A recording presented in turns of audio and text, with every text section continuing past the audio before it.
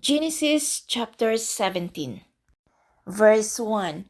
When Abram was 99 years old, the Lord appeared to him and said, I am God Almighty. Walk before me faithfully and be blameless. Verse 2. Then I will make my covenant between me and you and will greatly increase your numbers. Verse 3. Abram fell face down, and God said to him. Verse 4. As for me, this is my covenant with you. You will be the father of many nations. Verse 5. No longer will you be called Abram. Your name will be Abraham, for I have made you a father of many nations. Verse 6. I will make you very fruitful. I will make nations of you, and kings will come from you. Verse 7. I will establish my covenant as an everlasting covenant between me and you and your descendants after you for the generations to come, to be your God and the God of your descendants after you. Verse 8. The whole land of Canaan, where you now reside as a foreigner, I will give as an everlasting possession to you and your descendants after you, and I will be their God. Verse 9. Then God said to Abraham, As for you, you must keep my covenant, you and your descendants after you for the generations to come. Verse 10. This is my covenant with you and your descendants after you, the covenant you are to keep.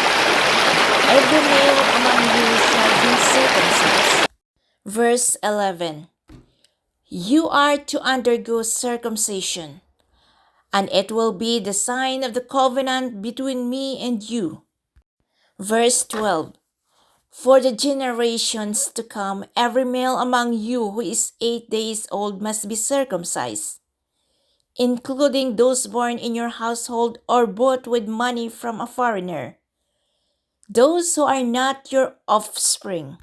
Verse 13. Whether born in your household or bought with your money, they must be circumcised. My covenant in your flesh is to be an everlasting covenant. Verse 14. Any circumcised male who has not been circumcised in the flesh will be cut off from his people. He has broken my covenant. Verse 15. God also said to Abraham, As for Sarai your wife, you are no longer to call her Sarai. Her name will be Sarah. Verse 16. I will bless her and will surely give you a son by her. I will bless her so that she will be the mother of nations. Kings of peoples will come from her. Verse 17. Abraham fell face down. He laughed and said to himself, Will a son be born to a man 100 years old? Will Sarah bear a child at the age of 90? Verse 18. And Abraham said to God, If only Ishmael might live under your blessing. Verse 19. Then God said, Yes, but your wife Sarah will bear you a son, and you will call him Isaac. I will establish my covenant with him as an everlasting covenant for his descendants after him. Verse 20. And as for Ishmael, I have heard you. I will surely bless him. I will make him fruitful and will greatly increase his numbers. He will be the father of 12 rulers, and I will make him into a great nation. Verse 21. But my covenant I will establish with Isaac, whom Sarah will bear to you by this time next year. Verse 22. When he had finished speaking with Abram, God went up from him. Verse 23. On that very day, Abraham took his son Ismael and all those born in his household or bought with his money, every male in his household, and circumcised them, as God told him. Verse 24. Abraham was 99 years old when he was circumcised. Verse 25.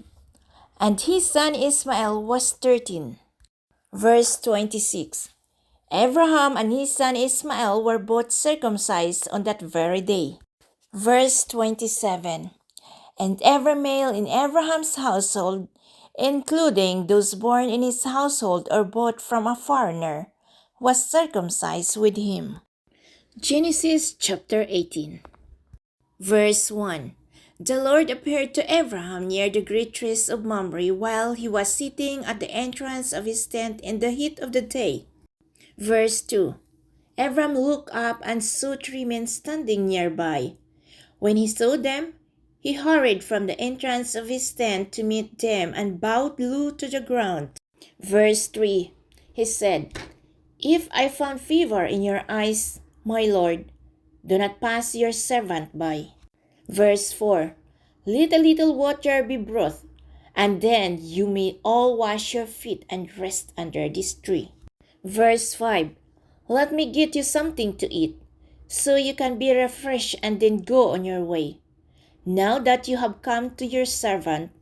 Very well, they answered, do as you say. Verse 6. So Abram hurried into the tent to Sarah.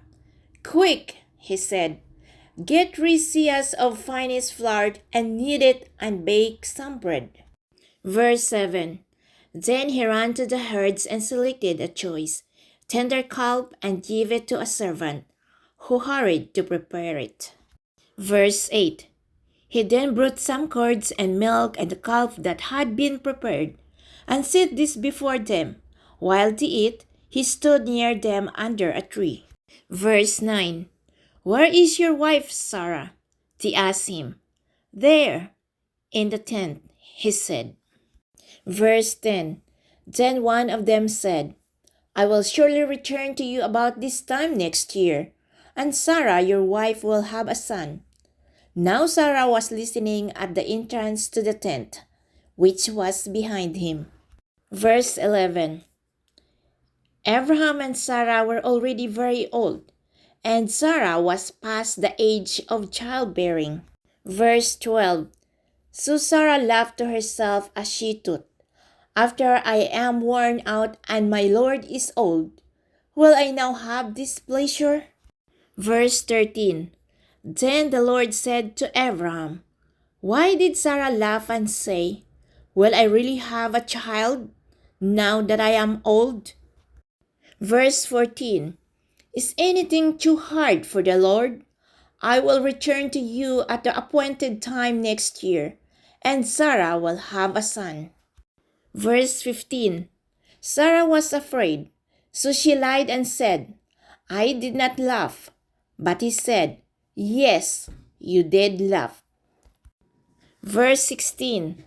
When the men got up to leave, they looked down towards Sodom, and Abraham walked along with them to see them on their way. Verse 17. Then the Lord said, shall I hide from Abraham what I am about to do? Verse 18. Abraham will surely become a great and powerful nation, and all nations on earth will be blessed through him. Verse 19. For I have chosen him, so that he will direct his children and his household after him to keep the way of the Lord by doing what is right and just, so that the Lord will bring about for Abraham what he has promised him. Verse 20. Then the Lord said, the outcry against Sodom and Gomorrah is so great and their sin so grievous. Verse 21. That I will go down and see if what they have done is as bad as the outcry that has reached me. If not, I will know. Verse 22. The men turned away and went towards Sodom, but Abraham remained standing before the Lord. Verse 23. Then Abraham approached him and said, "Will you sweep away the righteous with the wicked?" Verse 24. What if there are 50 righteous people in the city? Will you really sweep it away and not spare the place for the sake of the 50 righteous people in it?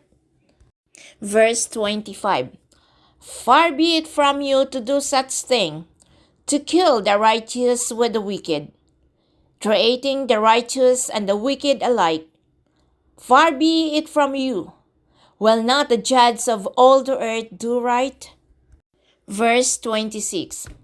The Lord said, "If I find 50 righteous people in the city of Sodom, I will spare the whole place for their sake." Verse 27. Then Abraham spoke up again. "Now that I have been so bold to speak to the Lord, though I am nothing but dust and ashes." Verse 28. What if the number of the righteous is 5 less than 50? Will you destroy the whole city for lack of 5 people? If I find 45 there, he said, I will not destroy it. Verse 29. Once again he spoke to him. What if only 40 are found there? He said, for the sake of 40, I will not do it. Verse 30. Then he said, May the Lord not be angry, but let me speak. What if only 30 can be found there? He answered, I will not do it if I find 30 there. Verse 31. Abraham said, Now that I have been so bold to speak to the Lord, what if only 20 can be found there? He said, For the sake of 20, I will not destroy it. Verse 32. Then he said, May the Lord not be angry, but let me speak just once more. What if only 10 can be found there? He answered, For the sake of 10, I will not destroy it. Verse 33. When the Lord had finished speaking with Abraham, he left, and Abraham returned home.